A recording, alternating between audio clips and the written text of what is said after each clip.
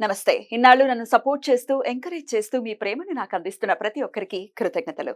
అలాగే ఈ వీడియో కూడా ఖచ్చితంగా మీకు ఉపయోగపడుతుంది. లైక్, షేర్ అండ్ సబ్స్క్రైబ్ చేసి మీ సపోర్ట్‌ని నాకు అందించండి. అలాగే ఈ వీడియో పట్ల మీకున్న అభిప్రాయాన్ని కామెంట్ సెక్షన్‌లో కామెంట్ చేసి తెలియజేయండి. ఇప్పుడు వీడియోని చూద్దాం. నమస్తే, వెల్కమ్ టు అవర్ ఛానల్. నేను పద్మిని. ప్రస్తుతంతో పాటు ప్రముఖ ఆధ్యాత్మికవేత్త, ఆస్ట్రాలజర్, వాస్తు పండితులు, అలాగే న్యూమరాలజిస్ట్ తనిష్క గారు మనతో పాటు ఉన్నారు. మాట్లాడదాం. నమస్తే తనిష్క గారు. నమస్తే అమ్మా. మేడం, ఒక మీ క్లయింట్ సిద్ధంగా ఉన్నారు తమ ఎక్స్పీరియన్స్ ని నాతో షేర్ చేసుకోవడానికి. మాట్లాడదామండి. హలో అమ్మ, నమస్తే అండి. నేను పద్మిని మాట్లాడుతున్నాను, రెడ్ టీవీ భక్తి నుంచి. చెప్పండి మేడం, ని ఎట్లా అసలు కాంటాక్ట్ చేశారు? ఎట్లాంటి సమస్యతో కాంటాక్ట్ చేశారు? సమస్య తీరిందా? ఒకసారి నాతో పంచుకుంటారా? Okay madam. అయితే మా అమ్మాయికి 4 సంవత్సరాల వరకు పిల్లలు కాలేదండి. ఓకే, పెళ్ళైన తర్వాత మేడం ది కన్సల్ట్ చేసిన తర్వాత వాళ్ళిద్దరి జాతకాలు చూసిన తర్వాత వాళ్ళకు కొంచెం దోషం ఉంది, వీళ్ళకి పుట్టినా కానీ వాళ్ళకు కొంచెం ఆరోగ్య సమస్యలతో పిల్లలు పుడతారని చెప్పిండ్రు. అంటే మేము వేరే దగ్గర అడిగినా కూడా అదే మాట చెప్పిండ్రు. అయితే మళ్ళీ మేడం పూజలు చేపించినామండి వాళ్ళతోటి, మా బాబు కూడా చేపించినాము, ఇద్దరికి. అయితే తర్వాత నెక్స్ట్ ఇయర్ పాపకు కొడుకు, ఇప్పుడు మళ్ళీ బిడ్డ. ఇమ్మీడియట్ గా 1 year లోనే బాబు పుట్టాడు. అవును, ఆరోగ్యంగా ఉన్నారు ఆ పిల్లలు ఇద్దరు. పిల్లలు మంచిగా ఉన్నారు, చాలా బాగున్నారు. అప్పటి నుండి వాళ్ళకి ఏం ప్రాబ్లమ్స్ ఏం లేవు. పిల్లల కోసం బాగా ఇబ్బంది పడ్డారు, అత్తగారితోటి, భర్తతోటి చాలా ఇబ్బందులు ఉండే. కానీ సెట్ అయిపోయింది. పిల్లలు కూడా మంచి ఆరోగ్యంగా హెల్తీగా ఉన్నారు. లేకపోతే ఏదో ఒకటి ఇట్లా అది ఏదో మానసిక సమస్యలు ఏదో ఒక సమస్యతో పుడతారని చెప్పిండ్రు. ఇక్కడ కూడా మేము చాలా మందిని అడిగి తెలుసుకున్నాము.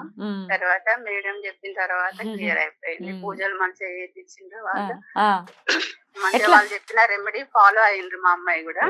ఎట్లా తెలుసు అండి మేడం? ఎలా తెలుసు? ఎక్కడ పరిచయం మీకు? అంటే ఫస్ట్ టీవీలో చూసాం. టీవీలో చూసేవారు ఇది వరకు?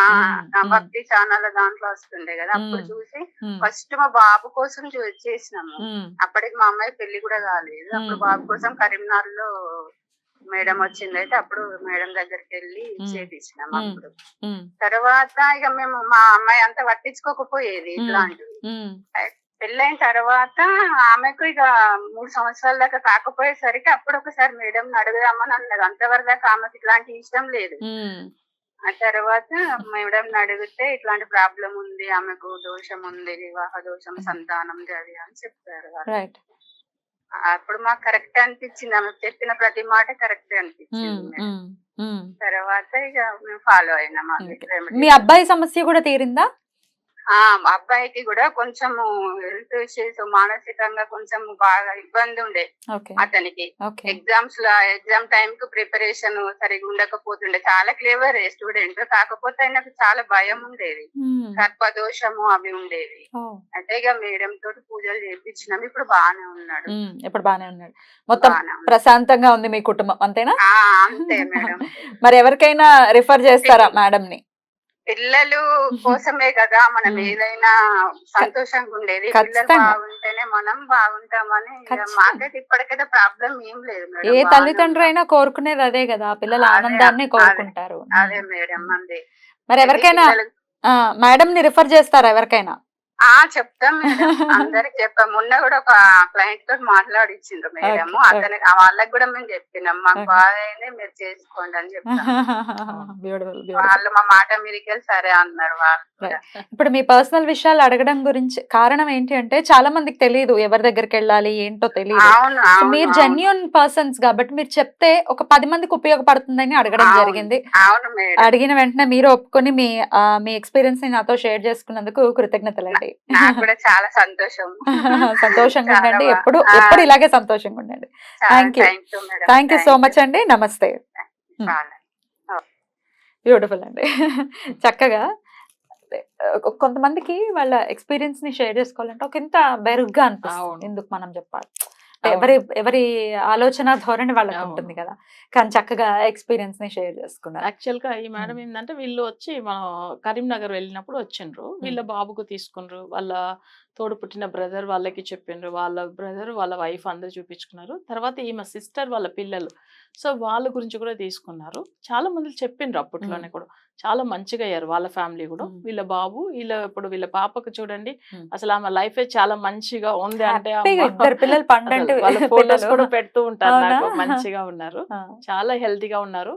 అయితే ఈమెకు మనం రెమెడీ ఇచ్చినప్పుడు ఏమైందంటే, ఆమె కన్సీవ్ అయ్యే టైమింగ్ లో కూడా పెయిన్ ఎక్కువ ఉండేది. అసలు ఎట్లా అంటే ఆమెకు చాలా ఒక భయం, అసలు ఏమైపోతుందో ఏమని. ఒక్కొక్క రోజు ట్రీట్మెంట్ వెళ్తామంటే కూడా అసలు డాక్టర్ ఏం చెప్తారన్న భయంతోనే వెళ్ళేది పాపం. అయితే అంత ప్రాబ్లం ఫేస్ చేశారు. ఎందుకంటే ఈమె జాతకంలో పంచమ స్థానం అనే పుత్ర స్థానం నెగిటివ్ అయిపోయింది. సో అది పంచమ స్థానంలో మాంది గ్రహం ఉంది. అవి కాకుండా పంచమాధిపతి అస్తమించి ఉంటే కూడా వాళ్ళకి ఏమైతుందంటే పుత్ర దోషం ఉంటుంది. సో దాని వల్ల కూడా పిల్లలు డిలేగా పుడతారు. చూడగానే నేను చెప్పాను, అయితే రెమెడీ కరెక్ట్ ఫాలో అయ్యండి. స్టార్టింగ్ లో అమ్మాయికి నమ్మకం లేదు, వాళ్ళే చెప్పారు చూడండి. తర్వాత ఇప్పుడు ఏదైనా కానీ నన్నే నమ్ముతారు, నాకే కాల్ చేసి అనుకుంటారు వాళ్ళు. అంతే. అయితే పిల్లలు పుట్టినా కూడా ఆవిడ చెప్పిన మాట ఏంటంటే, ఒకవేళ పిల్లలు పుట్టినా కూడా వేరే వాళ్ళు చెప్పింది ఏంటంటే, మానసిక పరమైన ఇబ్బందులతోనే పిల్లలు పుడతారు అని చెప్తే ఎవరికైనా చాలా భయం వేస్తుంది. అవును, ఇప్పుడు అట్లాంటి పిల్లలు పుడితే గనుక లైఫ్ లాంగ్ ఇబ్బంది పడతారు. ఇప్పుడు ఎంతమంది ఆటిజం తో ఎంత ఇబ్బంది పడుతున్నారు పేరెంట్స్, బాధాకరం. అట్లాంటి బాధ ఎవరికి రాకూడదు.